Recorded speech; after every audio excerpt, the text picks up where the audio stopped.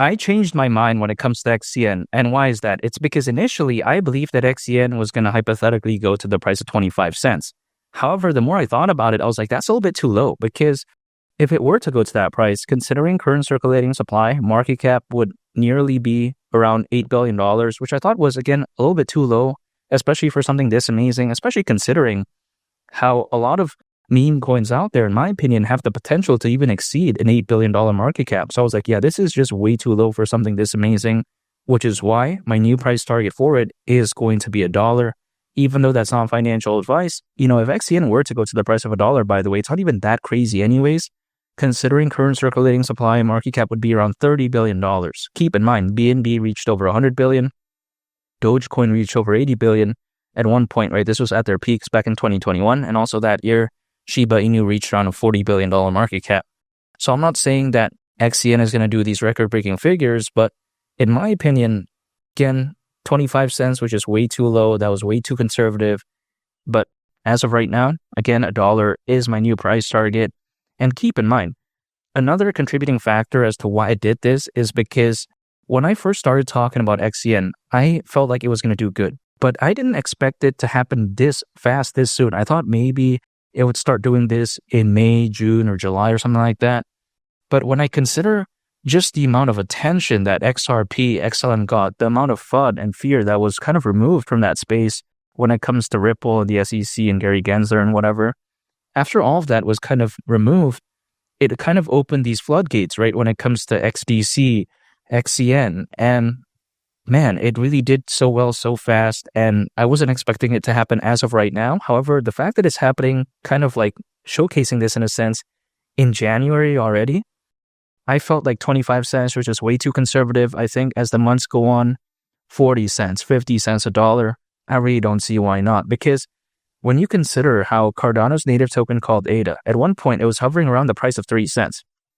Now, going to the price of $1 was very difficult, but then $2 and $3 felt very easy.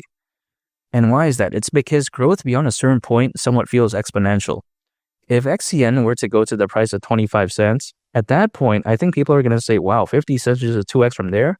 And then at that point, $1 is just a 2x from that. So the way I view it is, when it comes to this, yeah, again, 25 cents, way too conservative, and I think $1. I think that right there is hypothetically what XCN should go to, because when you consider the markets that it's focused on, it's very impressive. As you all know, XCN, aka Onyxcoin, is the native token of the Onyx protocol, a decentralized blockchain infrastructure that is designed to improve financial services.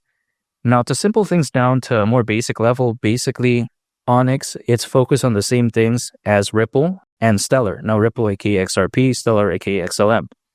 Now, this is massive because if you take a look at the global trade and finance market, that right there is predicted to reach up to $5 trillion in value by 2028, according to Mordor Intelligence. When you take a look at the payments market, that right there is currently valued at over $2 trillion. So when I consider that, and I consider the amount of amazing hype and also the amount of attention that is going on for XRP and XLM, it would only make sense to assume that a project that has a lot of, attention as a result of those two projects, and not to mention being focused on such an amazing market, I just felt like this has a very bright future. And even beyond this bull run, I think it's going to do very fantastic. But more specifically, again, during this bull run, I just think this is going to do really so amazing in the space, because if you take a look at it, the attention as of right now when it comes to this space that it's in, this niche, I would say, it's pretty much concentrated in 4 projects. XRP, of course, XLM, XDC, and XCN. So imagine a market that's really on the rise, that didn't really have that many players, because a lot of people, I think, were scared of what went on with Ripple and the SEC and, Gary Gensler. Because of that, not a lot of projects really jumped into this space, right? A lot of them decided to focus on AI, on meme coins, on blockchain gaming projects. There's nothing wrong with that. But because for those years, a lot of developers, in my opinion, were maybe a little bit scared, because of that, it was actually a blessing in disguise, because now all the attention is pretty much focused on 4 projects. Imagine if the SEC debacle never happened when it comes to Ripple. Maybe we might see more projects, right? Maybe the attention might be dispersed throughout 20 or 30 projects, in which case we might not even see XCN do this well, or XDC, for instance. But then because, again, many players were kind of afraid to enter, so to speak, right? that was a blessing in disguise. And now we have the attention pretty much focused on these 4 giants. And I think the future is very bright. XRP, it's pretty much a dinosaur in my opinion at this point, XLM. However, what is not a dinosaur? XDC and XCN. I believe that this could very well be the next Ripple and Stellar type of combo. You know what I mean? Because throughout the longest time in the space, everyone was just believing in Ripple and Stellar. Not only just because they were massive, I think it's because not many, again, people wanted to really join the space anyways. It's much better anticipating a wave, in my opinion, as opposed to chasing it. And XCN, they kind of lucked out in that sense, because if, let's say, I'm surfing in the ocean, is it much better if I put myself in a position to catch the wave, or I chase a wave that's 50 feet away? There's no way I could do that, right? I'm not Aquaman. I can't paddle or swim that fast. You know, I can't just outpace the wave in the ocean. You know what I mean? So I think it's much better anticipating a wave as opposed to chasing it.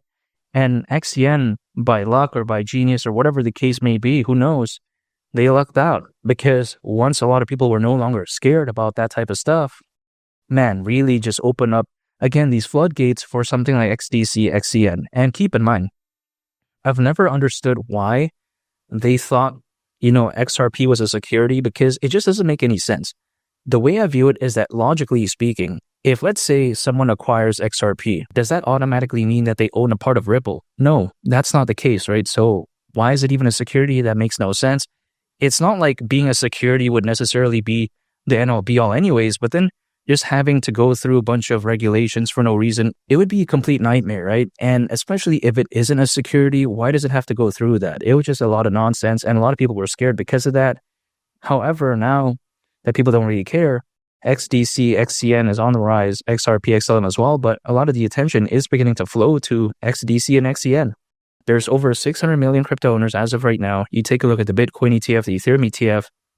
I think all of this right here could really create a perfect storm. I think XCN has a very bright future ahead, and I think this is arguably one of the best projects of all time. Now, I'm not just saying that because I'm a fan of it, but again, you got to think about this. Being focused on global trade and finance, being focused on the payments market, there's pretty much 4 giants. So it's pretty much top 5 as of right now. I think that would, of course, constitute as something as being one of the greatest of all time. So this is why I really love it. I think, again, 25 cents was way too conservative. $1, that's my new price target. And of course, even despite that, am I saying there's going to be no pullbacks along the way? There is, probably, in my opinion. And we might just see more pullbacks along the way. However, that doesn't necessarily concern me because I'm dollar cost averaging. Anytime an income, acquiring, holding, and just waiting, that's it. For the people who got in like at the top for any cryptocurrency and they see slight pullback, in my opinion, at some cases, there's still a ways to go. Like, for instance, XCN, when it comes to Toshi, I still think the journey is still far from over. Now, I get it. The portfolio being down is a bad feeling, and I understand that. However, what's an even worse feeling? Not being able to accumulate on the quote-unquote dip, which is why I have prepared myself for that by dollar cost averaging. Again, anytime an income, acquiring, holding, and just waiting. It doesn't matter. Let's say I earn income. Is the price of XCN pumping or dumping that day? It literally doesn't matter. I'm going to still be acquiring anyways. That goes with my whole portfolio, by the way, not just XCN. Like, let's say, for instance, I believe in a project called AMP. It doesn't matter what AMP is doing the day I can acquire it, because I have more so of a long-term approach. It could be pumping 25%. It could be dumping 40%. Still acquire anyways. And that way I'm dollar cost averaging, because by doing that, I am consistently just acquiring and not focused on trying to time the market or anything like that. Let's say January, acquire February, March, April. That's it. It just staying consistent, if that makes sense. It's like, let's say someone wants to be an athlete. They have to have a consistent schedule, right? Let's say they train Monday to Saturday or whatever the case may be. Let's say they do that. They're doing that at a certain time for a certain period of time. So that the way they can stay consistent, as opposed to them saying, oh yeah, we're only going to train when our body feels good. Or let's say we're only going to train when, it's not raining or whatever. Then there's no consistency there. It has to be consistent, flow of motion. And that's what I do when it comes to investing, even though that's not financial advice. But again, XCN at the price of $1, that is my new price target. And that wouldn't shock me whatsoever during this bull run. And make sure to subscribe if you gain value from this video. I greatly appreciate it. It's been Lee the Captain, and I'll catch y'all on the next one. Peace. Bye.